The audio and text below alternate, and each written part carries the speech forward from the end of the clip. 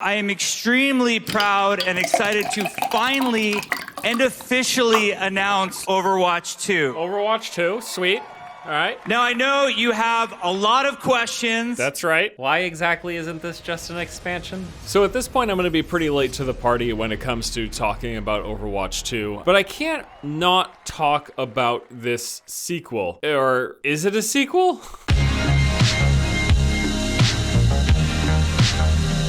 Now, the dictionary defines a sequel as a published, broadcast, or recorded work that continues the story or develops the theme of an earlier one. So I suppose by strict definition, yeah, Overwatch 2 is a sequel. It's a continuation, they're adding new things, changing, developing, story, all that stuff. If we look at how sequels kind of typically manifest in the video game space, Overwatch 2 starts to feel a little fuzzy. You know, a lot of times with game sequels, they will maintain the genre of the original and maybe some of the main characters and general storyline, but then they see major changes or alterations to pretty much everything else, like a brand new setting, brand new locations, entirely new or developed storyline, brand new characters, and then new and improved mechanics and systems tend to be what come with video game sequels. So you look at some of the world's most popular sequels and you do see major changes from the original to the sequel. I mean, hell, even the pumped out yearly releases like Call of Duty tend to bring fairly big changes. Like, yes, it's still a military first-person shooter and there is a lot of similarity to the general gameplay and style, but they take place in entirely new locations with brand new story, brand new characters, new multiplayer maps, and brand new mechanics. It's just basically like a total overhaul. Let's just forget about the rest of the video game industry.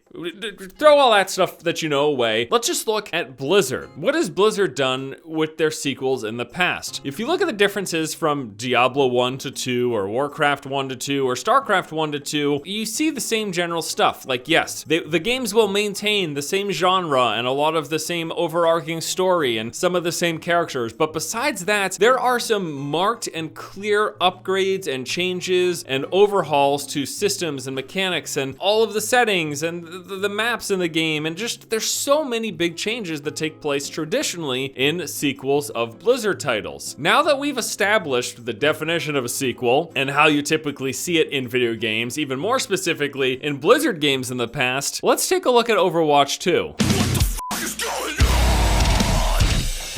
So what are the differences between Overwatch 1 and Overwatch 2? Like, specifically, what are we getting? Well, it's been revealed that we will be getting some brand new characters as well as brand new multiplayer maps. There's also a brand new PvP mode that was revealed and 2 new PvE modes, which apparently are the biggest selling points of this sequel. But everything else is staying identical. It features the entire roster of Overwatch 1. There's no brand new abilities for those characters in the PvP portion of things, and they're taking place on all of the same maps. Basically, Overwatch 2 is taking Overwatch 1, copy and pasting it, and then building some stuff upon that, which innately isn't necessarily a bad thing, but it just doesn't quite feel like a sequel because the entirety of Overwatch 1 is coming into Overwatch 2 and then being built upon. It just feels different. There are things like they have updated and made improvements to the game engines. They're saying that the characters have entirely new looks, which at first glance, someone who hasn't really been hyper-focused on the look of the Overwatch characters, I can barely tell the difference. What's so interesting about everything we're hearing about Overwatch 2 is it really does feel like it could be just a major patch update or even an expansion, because sure, there is a lot of work and they are adding quite a bit new things. Why it's called Overwatch 2, I think, is the most confusing part of all, especially because of its relation to Overwatch 1. If you already own Overwatch, you will be getting all of the new characters, all of the new maps, and the new gameplay modes for PvP in base Overwatch. All of that stuff is getting updated into the original game. Really, the only reason to buy Overwatch 2, as far as we can tell, is if you're just really interested in the PvE aspect of the game, which makes it even more confusing, because if that's the case, why aren't they just releasing Overwatch the PvE version, or making an expansion Overwatch the PvE version? Like, we just come back to the question, if a majority of the new stuff is coming to Overwatch 1, why is this even called Overwatch 2? Why is the 2 there? I think I know the answer as to why this is called Overwatch 2. It's all about that money. It's gonna be a lot easier to market and sell Overwatch 2 versus an Overwatch 1 expansion or an Overwatch 1 content update. Like if you put a 2 on there, you're gonna get a lot more people buying the game. I feel like a lot of people who end up buying Overwatch 2 might not be aware that a majority of what they're getting with that purchase is gonna just be available for free in Overwatch 1. And that's what makes me feel so uncomfortable about this whole thing being called a sequel and not just a story expansion. That's what it makes it feel so weird. I think another big reason why they're promoting this as Overwatch 2 and marketing it that way is because of the Overwatch League. Blizzard has invested like trillions of dollars into the Overwatch League. Releasing a quote-unquote sequel would really help give Overwatch as a franchise a boost to kind of shore up the investment. I mean, you might say, well, of course, you know, Blizzard needs to make more money to continue development, so of course they're gonna try to sell a sequel to this thing, but let us not forget that Blizzard and Overwatch were one of the ones to kind of usher in the popularity of those cosmetic dispensing slot machines we know as loot boxes. No, they weren't the first one to invent the loot box, but they definitely helped kind of make it more acceptable among the industry. And I think most of us have come to terms with the fact that the loot box in general, not really a great practice, like pretty predatory in fact. Not that I think necessarily that microtransactions are bad or cosmetic microtransactions I don't feel like are the end of the world, but dispensing those microtransactions in randomized loot boxes, it's pretty shitty. Like, I feel like at this point we can all pretty much agree on it. This video is probably coming across as pretty negative in general to Overwatch 2, but I do want to say, I don't think it's total garbage.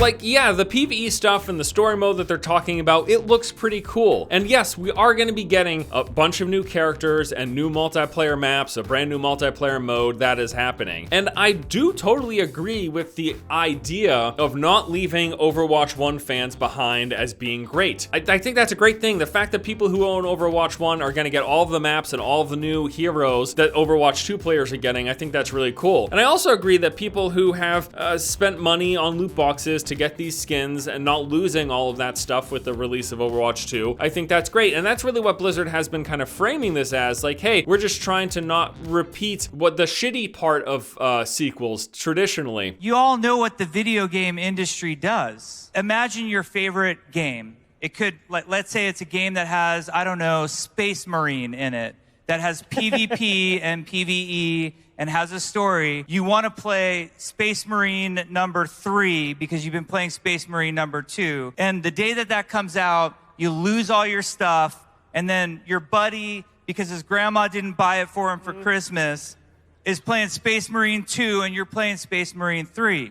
And you don't get to play together. You don't get to play together. And all the stuff that I earned in Space Marine 2 doesn't come with me. We think that sucks. We don't think that should be rewarded by you, the most important people in the game industry.